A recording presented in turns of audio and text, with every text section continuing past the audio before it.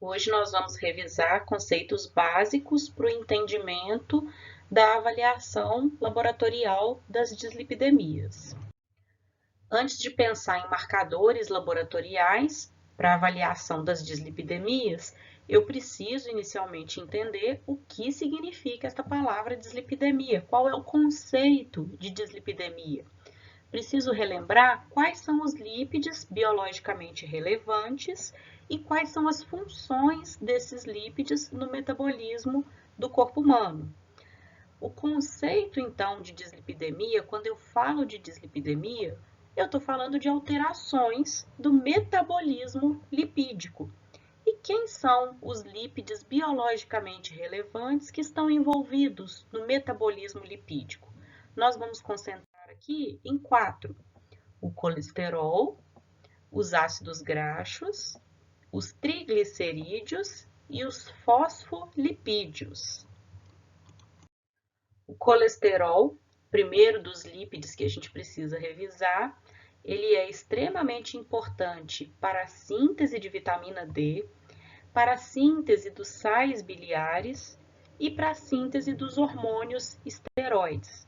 Além disso, a gente precisa lembrar que o colesterol também influencia na fluidez da membrana celular e ele também está relacionado com a ativação de diversas enzimas. Já os triglicerídeos são formados pela ligação de 3 moléculas de ácidos graxos a uma molécula de glicerol e são a nossa reserva energética. Eles ficam armazenados nos adipócitos e também no tecido muscular. Os fosfolipídios, por sua vez, eles vão constituir a bicamada fosfolipídica, a membrana celular das células. E aí a gente tem, então, as moléculas formadas por uma cabeça hidrofílica, onde a gente tem o glicerol e o fosfato, e uma cauda hidrofóbica formada por cadeias de ácidos graxos, saturados e insaturados. Revisando, então, as principais funções desses 4 grupos de lípides, a gente pôde perceber que cada uma dessas moléculas tem importantes funções no metabolismo do ser humano. Elas precisam estar presentes em quantidades adequadas para que determinados mecanismos ocorram de forma satisfatória. Mas o que acontece quando essas moléculas estão presentes em uma quantidade excessiva? O excesso de colesterol, ele vai se depositar nas artérias e ele pode ajudar a formar a placa arteriosclerótica. E o excesso de triglicerídeos, ele vai levar o indivíduo a desenvolver obesidade, pode desenvolver esteatose hepática, pode desenvolver uma pancreatite aguda. Os lipídios precisam, então, estar presentes na corrente sanguínea em equilíbrio, para que eles consigam desenvolver as diferentes funções, sem que, no entanto, venham a causar doenças ao organismo humano. Onde esses lipídios vão estar distribuídos? Os lipídios vão estar distribuídos nas lipoproteínas. E quem são as lipoproteínas? As lipoproteínas são moléculas que permitem a solubilização e o transporte dos lípides. Nós temos que lembrar que o meio plasmático, ele é um meio aquoso, e os lípides, eles são substâncias geralmente hidrofóbicas. Então, nós precisamos fazer o empacotamento dessas moléculas de gordura para que elas possam ser transportadas pelo plasma para as diferentes células e tecidos do nosso corpo. As lipoproteínas, elas são compostas por lípides e por proteínas, denominadas apolipoproteínas. Nós vamos ter 4 grandes classes de lipoproteínas e nós vamos separar essas 4 grandes classes em 2 grupos: aquelas que são ricas em triglicerídeos e as que são ricas em colesterol. Então, os quilomicrons e as VLDL são as moléculas de lipoproteínas ricas em triglicerídeos. Elas são maiores, menos densas. O quilomicron, ele é de origem intestinal e as VLDL são de origem hepática. As lipoproteínas ricas em colesterol são as LDL e as HDL. Nós temos ainda uma classe de lipoproteínas intermediária, as IDLs, só que essas moléculas elas não estão presentes no estado de jejum. Por último, uma outra lipoproteína que a gente precisa mencionar são as LPA, lipoproteína A, que é formada pela ligação de uma partícula de LDL a ApoA. Nós ainda não sabemos a função fisiológica da LPA, mas vários estudos já têm demonstrado que ela está associada à formação e à progressão da placa arteriosclerótica. A diferença, então, entre as lipoproteínas vai estar no teor de lipídios.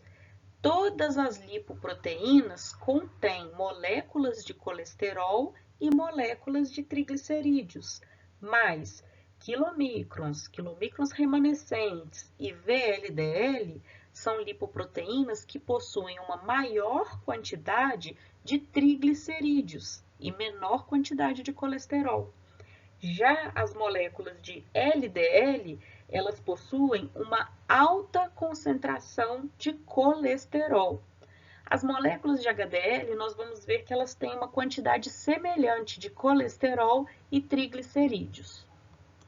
Então, só para reforçar o que já foi falado, nesse gráfico nós podemos observar que as moléculas de quilomicrons e VLDL possuem uma alta concentração de triglicerídeos, mas também possuem moléculas de colesterol, proteínas, fosfolipídios, e as moléculas de LDL e HDL possuem uma quantidade maior de colesterol e menor de triglicerídeos. Então, todas as lipoproteínas mencionadas possuem moléculas de colesterol, de triglicerídeos e outras moléculas, como proteínas e fosfolipídios, mas a quantidade de moléculas presentes varia, a concentração de triglicerídeos, de colesterol, varia de uma lipoproteína para outra. Outro ponto importante de observar é com relação à densidade das lipoproteínas. Quanto maior a densidade, maior vai ser a concentração de proteínas. Então, nas HDL, que são as lipoproteínas de alta densidade, nós temos uma alta concentração de proteínas em relação aos lipídios, enquanto que nas VLDL nós temos uma alta concentração de lipídios e uma baixa concentração de proteínas.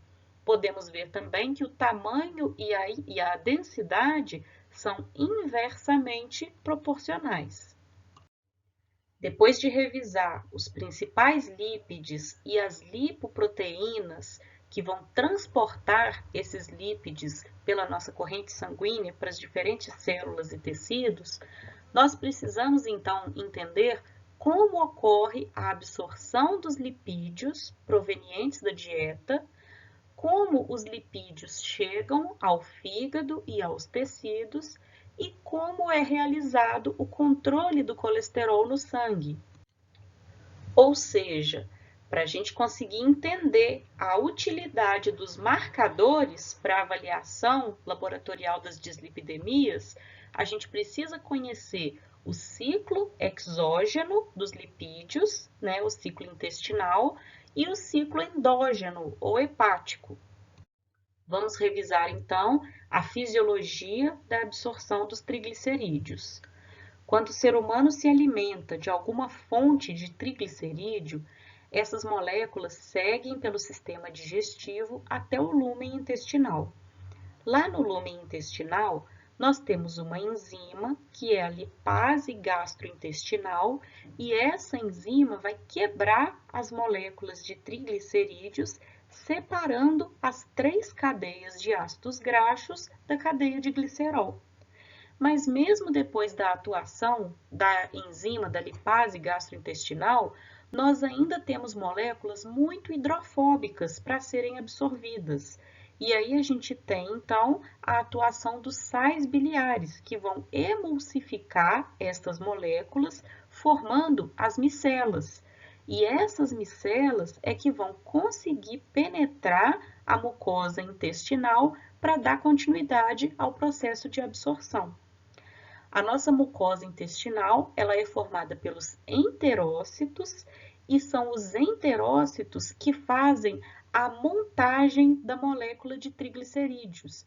Então, no lumen intestinal, as moléculas de triglicerídeos, elas são desmontadas para serem absorvidas e quando elas chegam na mucosa intestinal, nos enterócitos, elas são montadas novamente. E aí, lá nos enterócitos, a gente vai ter a formação das moléculas de quilomícrons, que vão ser então jogadas na corrente linfática. É muito importante a gente entender a função dessa enzima lipase gastrointestinal, porque nós temos medicamentos que são inibidores dessa enzima. O Orlistat, conhecido como Xenical, é um medicamento que inibe a lipase gastrointestinal. Com isso, a gente reduz a absorção dos triglicerídeos em cerca de 30%. E o indivíduo que faz uso desse medicamento, ele vai apresentar as fezes gordurosas e esbranquiçadas, justamente devido à presença de triglicerídeos que não foram quebrados nas fezes. Nós vimos então o processo de absorção dos triglicerídeos, mas nós precisamos lembrar que os alimentos possuem outros lipídios em sua composição, como por exemplo o colesterol. E como é o processo de absorção do colesterol proveniente da alimentação? As moléculas de colesterol também vão seguir pelo trato gastrointestinal até chegar no lúmen intestinal, vão sofrer a ação da lipase gastrointestinal e dos sais biliares. Vamos ter também a formação de micelas que vão penetrar na mucosa intestinal e aí a gente vai ter os enterócitos formando quilomícrons da mesma forma. Só que precisamos lembrar que normalmente a ingesta diária de colesterol é de cerca de 400 miligramas por dia. E nós temos também o colesterol formado pela bile, que é em torno de 1.300 miligramas por dia. Isso significa que a maior parte do colesterol presente na nossa corrente sanguínea, ele é sintetizado endogenamente, ele não vem da dieta. A maior parte do colesterol é proveniente de síntese pelo fígado. O colesterol sintetizado pelo fígado, ele é eliminado na bile, vai sofrer também a ação da lipase gastrointestinal, dos sais biliares, vamos ter a formação de micelas, e quando a gente soma ali esses 1.300 miligramas produzidos pelo fígado e os 400 miligramas que vêm da alimentação, nós temos, em média, 1.700 miligramas de colesterol por dia. Só que apenas 50% desse total de 1.700 vai ser vido. O restante vai ser eliminado nas fezes na forma de sais biliares. Nós precisamos também ter em mente que na mucosa intestinal nós temos a presença dessa molécula NPC1L1, e ela vai ser muito importante também para a absorção do colesterol e ela é alvo de alguns medicamentos para o tratamento de hipercolesterolemia. Depois de revisar a absorção dos triglicerídeos e a absorção do colesterol, nós precisamos entender qual vai ser o destino dos quilomícrons. Os quilomícrons formados nos enterócitos, eles migram então para a corrente linfática e a partir da corrente linfática vão atingir os capilares sanguíneos, vão para as diferentes células, tecidos e órgãos do nosso corpo. Enquanto os quilomícrons viajam, eles vão sofrendo a ação da enzima lipase lipoproteica. E a lipase lipoproteica vai liberando então moléculas de ácidos graxos, glicerol, colesterol, que vão sendo captados pelas células e tecidos. Os quilomicrons remanescentes, eles vão migrar para o fígado, onde vai haver a síntese das moléculas de VLDL. Nós vimos então que além dos lípides provenientes da dieta, uma grande quantidade de lipídios é sintetizada pelo fígado, mais especificamente colesterol. O transporte dos lípides de origem hepática vai ocorrer por meio das VLDL, IDL e LDL. As VLDL, elas vão ser montadas e secretadas pelo fígado a partir dos quilomicrons remanescentes que migraram para cá e vão então ser liberadas na circulação periférica. Quando atingem a circulação, os triglicerídeos das VLDL, eles vão ser hidrolisados pela LPL também, da mesma forma que aconteceu com os quilomicrons. Os ácidos graxos, então, vão ser liberados, redistribuídos para os tecidos e armazenados, né? Por exemplo, armazenados no tecido adiposo, ou eles podem ainda ser prontamente utilizados, como, por exemplo, nos músculos esqueléticos. À medida que a LPL atua, as moléculas de VLDL vão ficando com baixa concentração de triglicerídeo e elas se transformam em VLDL remanescentes.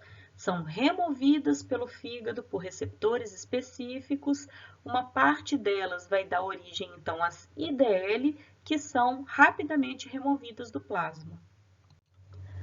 Uma outra enzima que é importante a gente mencionar é a lipase hepática, que é a enzima responsável pela formação das moléculas de LDL, que vão ser as transportadoras das moléculas de colesterol. As moléculas de LDL, que são as lipoproteínas transportadoras de colesterol, vão viajar pela corrente sanguínea até que encontrem células que possuam receptores para LDL.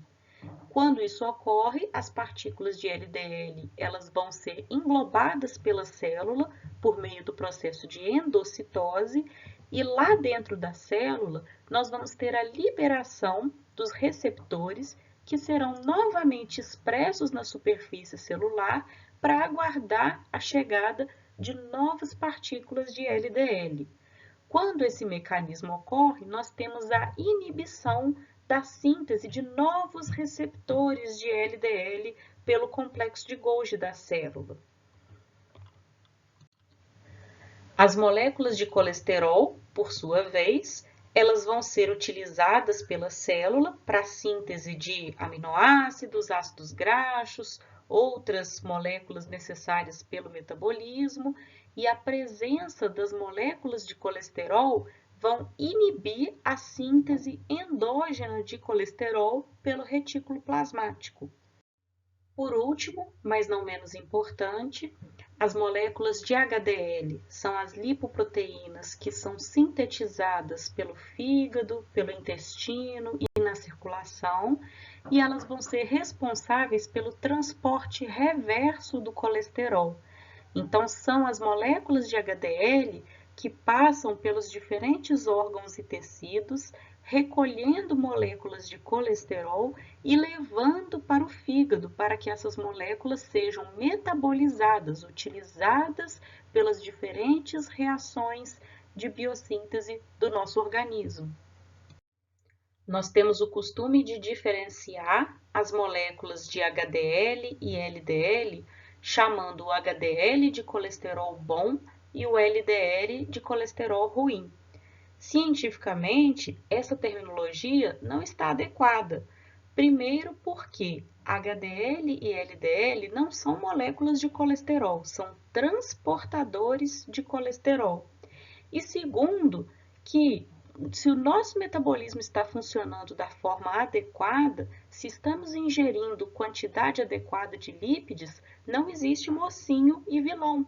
Assim como o HDL está desempenhando sua função ao remover as moléculas de colesterol dos tecidos e levando até o fígado para que as moléculas sejam utilizadas, O LDL também está exercendo sua função de transportar essas moléculas de colesterol para os tecidos, para que as células entendam que não há necessidade de produzir colesterol endógeno, que nós temos colesterol na quantidade adequada para ser utilizada pelo nosso metabolismo. Então, não é adequado a gente denominar essas moléculas como colesterol bom e colesterol ruim. Não existe mocinho e vilão. O vilão dessa história toda é você que se alimenta com alimentos de má qualidade, ricos em lipídios e pobres em nutrientes.